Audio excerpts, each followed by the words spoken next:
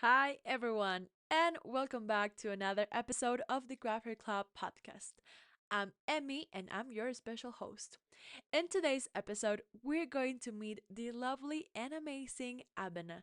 She is the founder of ETH Accra and also a blockchain researcher. I don't think you want to miss this video, so stay tuned in this one.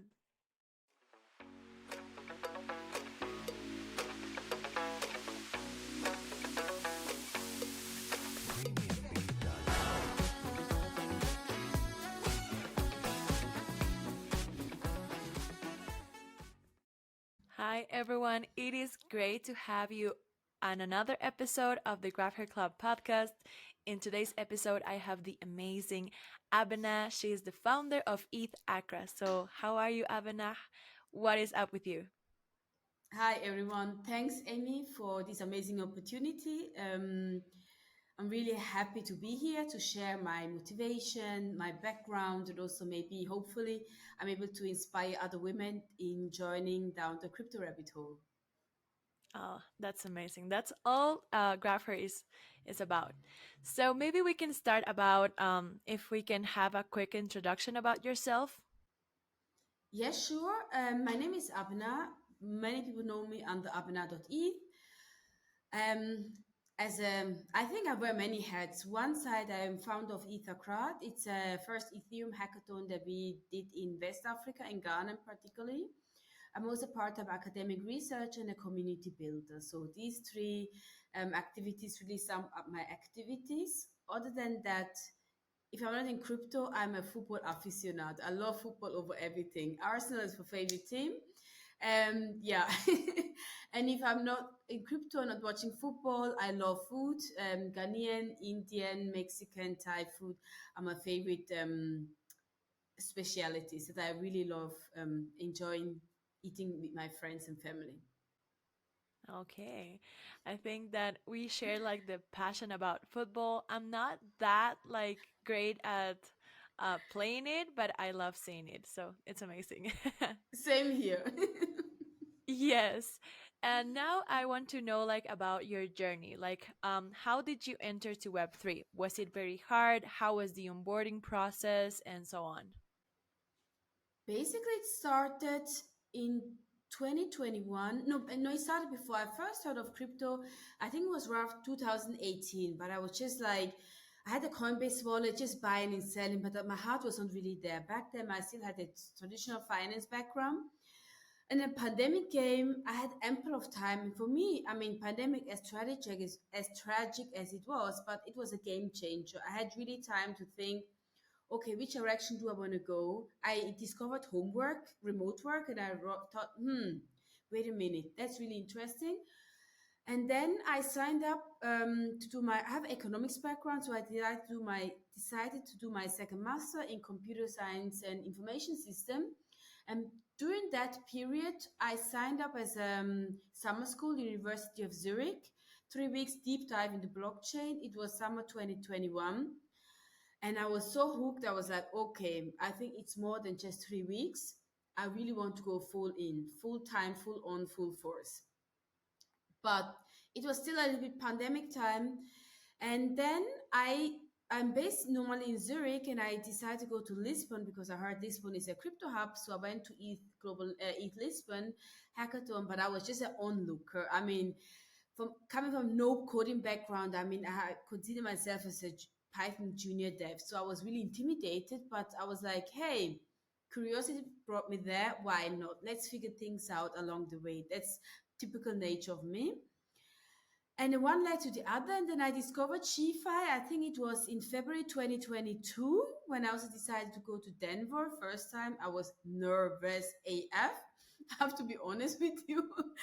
I'm more like, people will not believe in me, but I prefer writing and lean more towards on the introvert side. So like big conferences, speaking on stage, I was completely intimidated. But however, my fear to learn is so much bigger than the fear of rejection. So I decided to throw myself out into the crypto space. And then SheFi was really helpful for me because it was created a safe space for learning, for growing, and also on my own pace and term. And I have to be admit, it does not the learning does not happen overnight. It's you need to be consistent. But you can decide when and how much you want to learn. And the Shifa was for me a great community. I felt welcome, I felt safe, and I felt inspired. And then after completing the cohort, I transitioned to become a teacher assistant. So I teach the other women the next cohort, like the Q&A sessions and everything, because teaching, when I teach it, I learn twice, and also helps me to understand where do the ladies come from. And I think it's such a complex topic and nobody knows everything, but you learn best when people are welcoming and embrace you to learn. And I think that's what Shifa did. And this was my road into like learning. And then after I completed G5, I love challenges. So that's why I attended a lot of ETH Global Hackathons. For me, the reason why I attended hackathon because it enables a different way of learning about the community, also learning about the technology, and just reading. It did not really click. So that's why I decided to throw myself a lot more into the cold water and just learn about the technology and what kind of applications you can build on Wow, you've been an amazing learner throughout this experience. I'm also part of the Shifa like cohort of the season 8. So what was the season you were in? Five. 5. Okay, Yes. yeah. So it is a great community. Yes, it is. I'm Definitely. also amazed about like the opportunities that this like community like based on women does to us because I think that we feel more empowered. So I want to know about ETH Accra. You are the founder of it. So I think that the first question that will lead to this podcast is if you can share the inspiration behind founding ETH Accra and the mission it seeks to accomplish within the African blockchain community.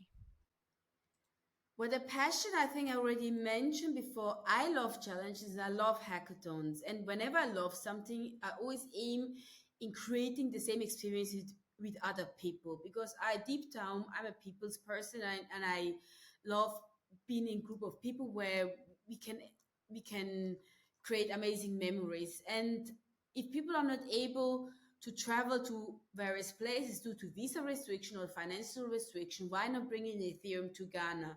This was my main motivation and passion. And I have to mention, I don't have any event management experience before. And when I decided to do this in January 2023, deep bear market, people told me, Abna, it's crazy, it's wild. Maybe you should change or do something else. But I was like, I have a beauty in being a stubborn person. When I set my mind onto something, there's nothing that can um, bring me away from it. Then I just keep going. And I think the mission that it seeks to achieve is we want to bring a little bit more nurturing the infinite garden in West Africa. I mean, I really love the metaphor of Ethereum Foundation, the infinite garden.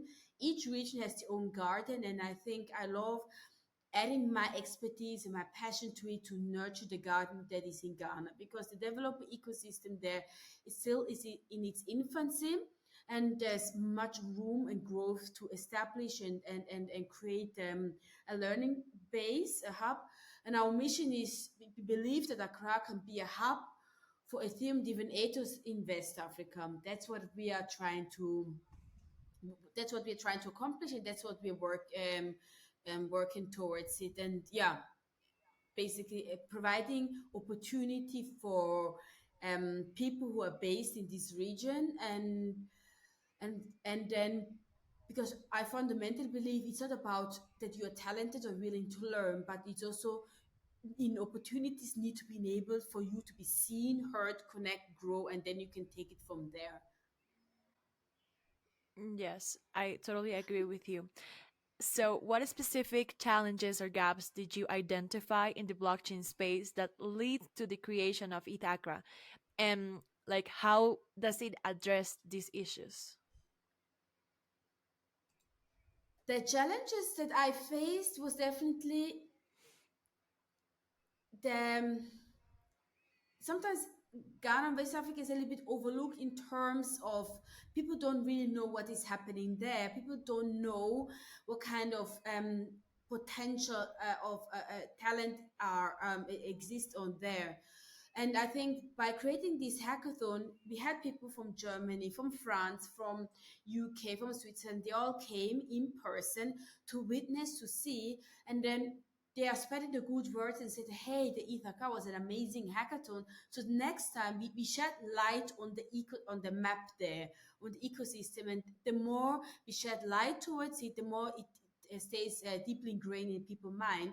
And whenever next time someone is looking for a developer or anyone, then you can also look on the map. Oh, ETHAccra, I heard we had good projects there. Let me look into it. Otherwise, you just look in the same like in the same circle that you already know. And I think it's also expanding the circle, or like bringing people mindset, because we know that San Francisco, Lisbon, and Berlin, but why not adding Accra to the map? So it creates a more inclusive ecosystem, a more diverse ecosystem.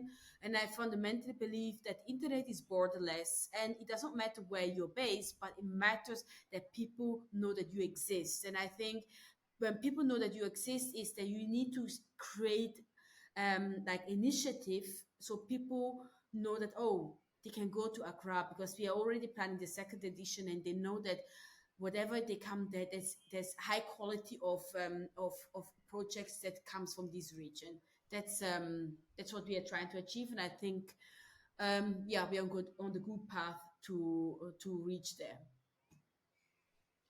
Yeah, and what are the upcoming initiatives or projects that ETH Accra is currently planning to pursue in the near future? Like, can you tell us a little bit of what is up?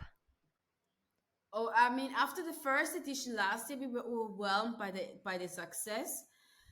I mean, it started as a small project, but now it's we realized that we definitely want to do second edition. But we're also expanding of last year we did some campus tour.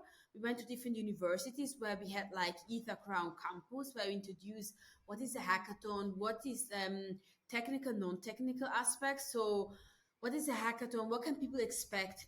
Like is what as a developer, how can you like the learning curve, how can you become a like a software, like a smart contract developer, etc. We open up a path for them to follow.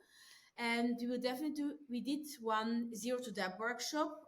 It's like within a day or within 2 days, participants learn to ship a dab, where we have different protocols, remix, PTK to the graph were there. And this is something that we want to expand to different universities.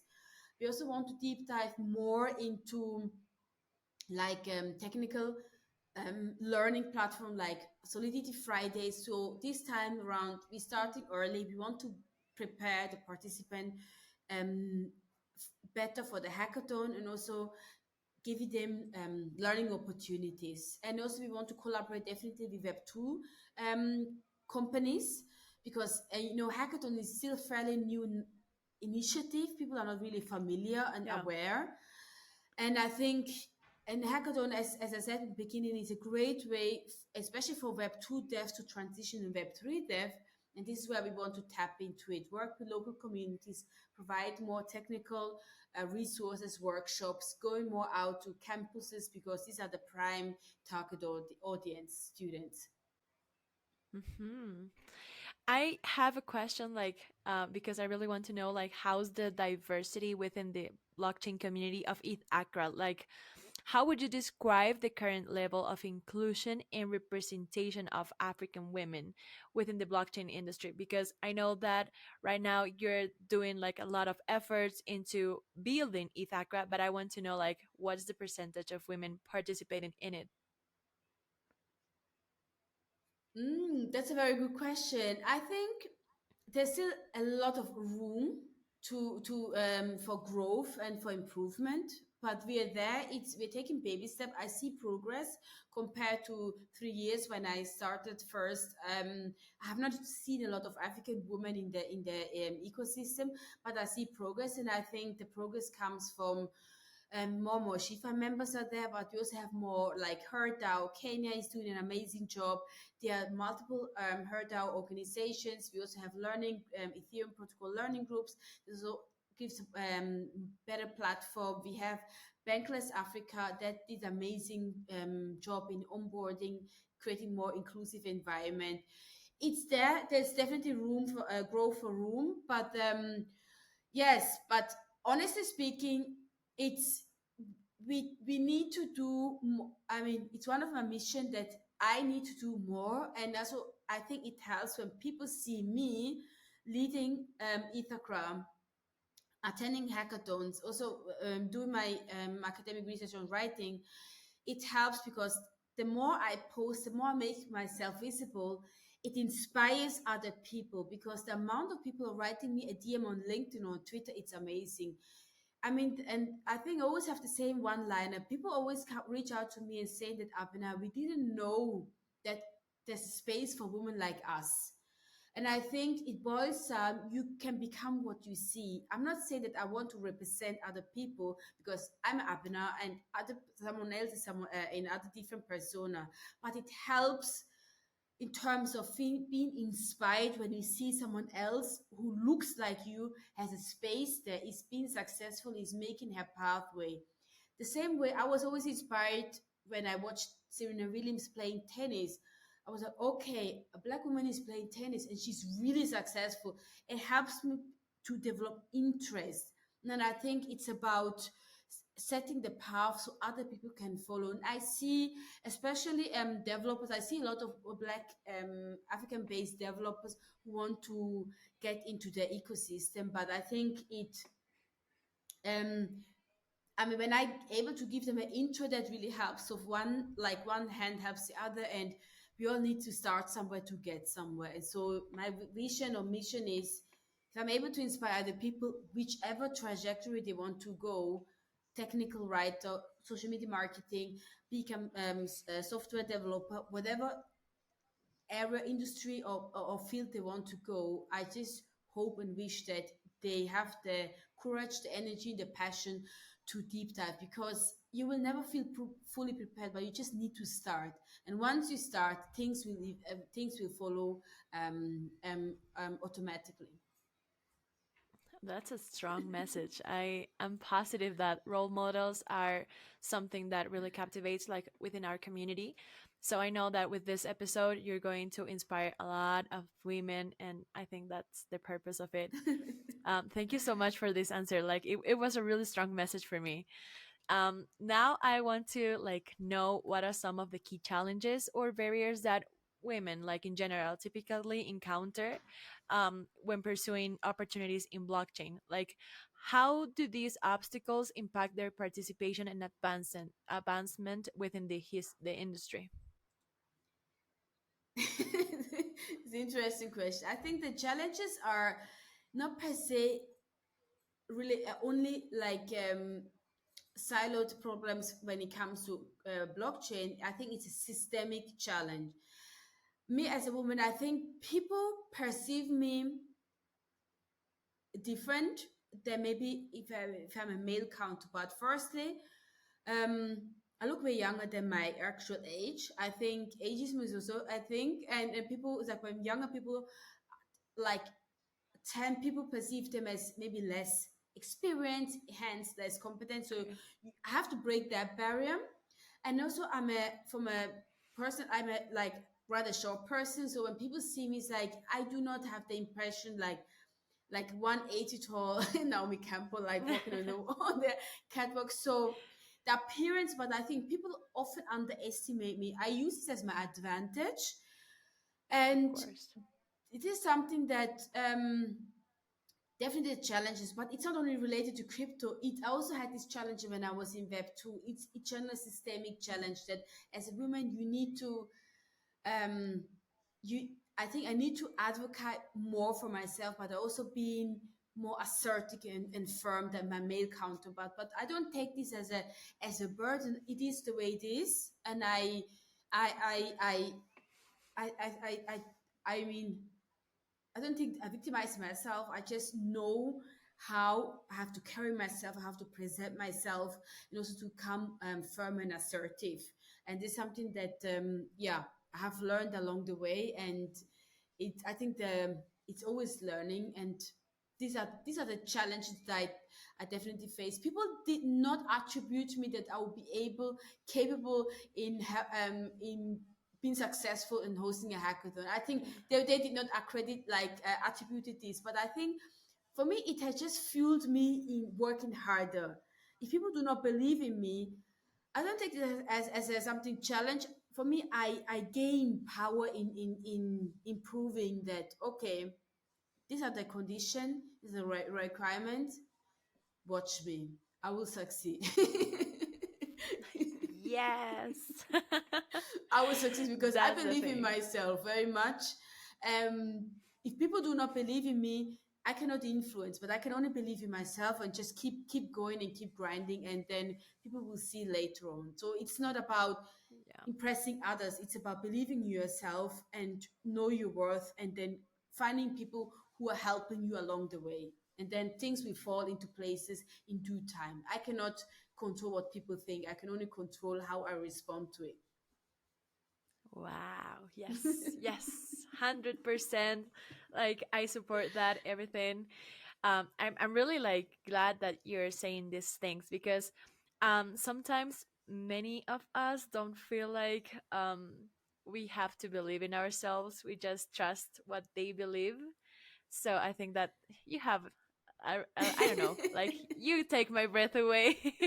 Thank you so Thank you. much. Thank you. I want to know like something that it's an additional question. Do you think that Web3 is more inclusive than Web2? Like, do you think that there's more women into this space, or how is your perspective? Like, maybe a little bit of the comment. I perceive it is more inclusive in terms of it does not, how should I say? For me, I can be more my full authentic self in Web 3 compared to Web 2. It just starts, for example, I love wearing colorful braids. Now I have honey blonde, but once I was having lilac braids or I have blue braids. Yes. When I use, or like even silver braids, I can wear this type of color way more in Web3 than I was able to wear them in the corporate Web2 world. So in that aspect, I personally find it more inclusive because Okay. there's not, I mean, Web2 for me, it had pretty much like a physical appearance, what is considered a competent person. And it pretty much a little bit stereotype of um, a woman should look like, but I think I do not naturally fit into this stereotype. So competent is not mainly exclusive to certain skin color, certain hairstyle, or certain braid color. It comes in different, and competence comes in different forms, persona, pronouns, etc. And in that aspect, yes, I do think Web3 is more inclusive. I'm speaking from my personal experience because I really much I have more than like how should I say 8 years worked in Web 2, like Hmm. traditional finance world, and the way I perceive competence that completely it's different than people view me as a competent person now. It is a change. It is a change. Nice. Okay, so now I think we can pass on to getting to know your career as a researcher. Can you share with us how you first became interested in blockchain research and what motivated you to pursue a career in this field?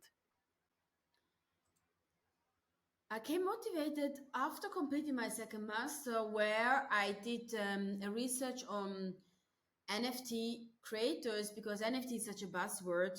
It's I think, and I titled NFT Beyond the Hype because I fundamentally believe that the medium itself is more than just social media is portraying. So I started to do academic research on how NFT as a medium impacts artistic value expression. So I went on to interview 20 plus or 25 NFT creators all over the world. I wanted to find out why they're doing NFT in the first place, what is a source of inspiration, what motivates them, how can they monetize their artistic artwork compared to traditional non-NFT.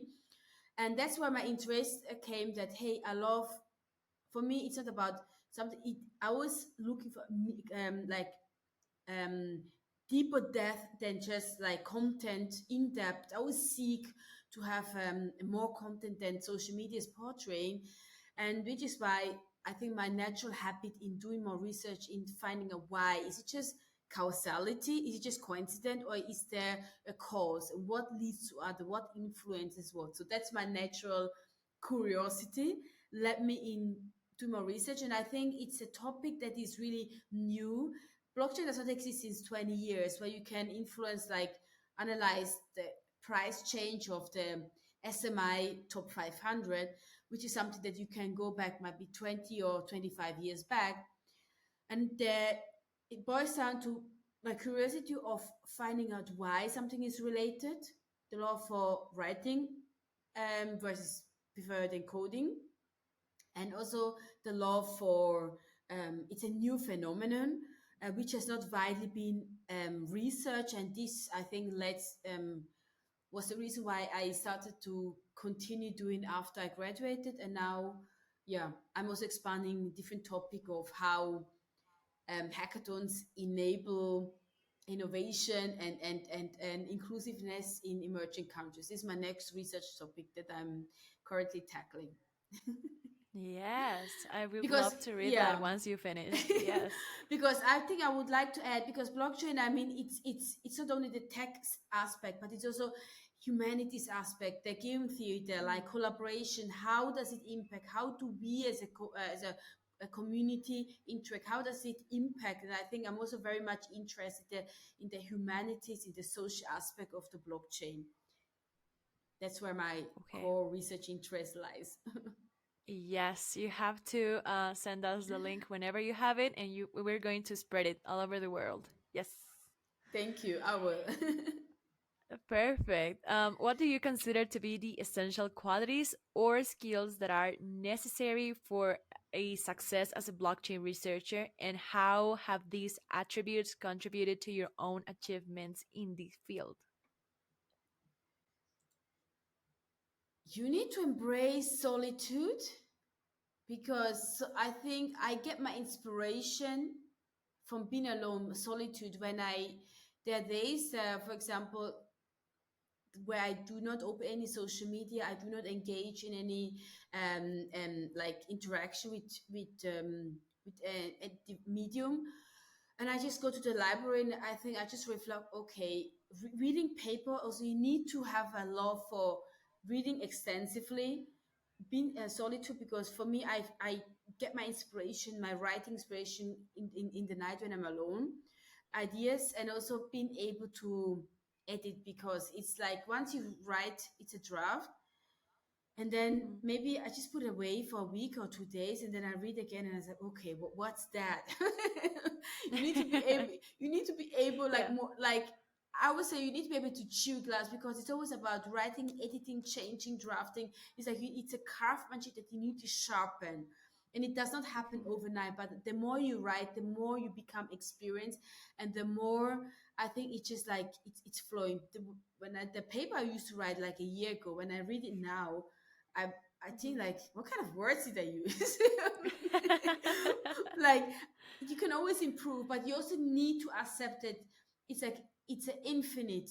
Once the deadline is there, that's why I just have I'm happy when the deadline is here. I just need to submit and ship it, because you can always improve something, but you also need to have the confidence, and also the I would say confidence that hey, that's enough. I've covered everything, and I need to ship. And the last point I want to say, that simplicity is key, and the shorter the better. It's not about the length wordy paper.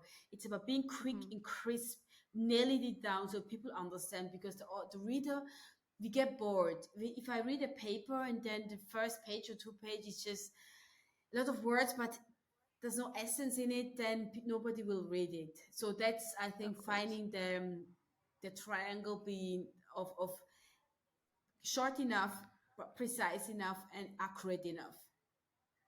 Nice. Yes. I think those are great skills that you have to acquire. Now we're on to our final segment in this episode. It was really lovely to meet you, and now I think we get to the strongest part of the show. That it's like, what advice or message do you want to give any women or I don't know, girl that is watching this episode? What is the message that you leave in this world? Hmm, it's a strong it's a strong question. Honestly, it's three words.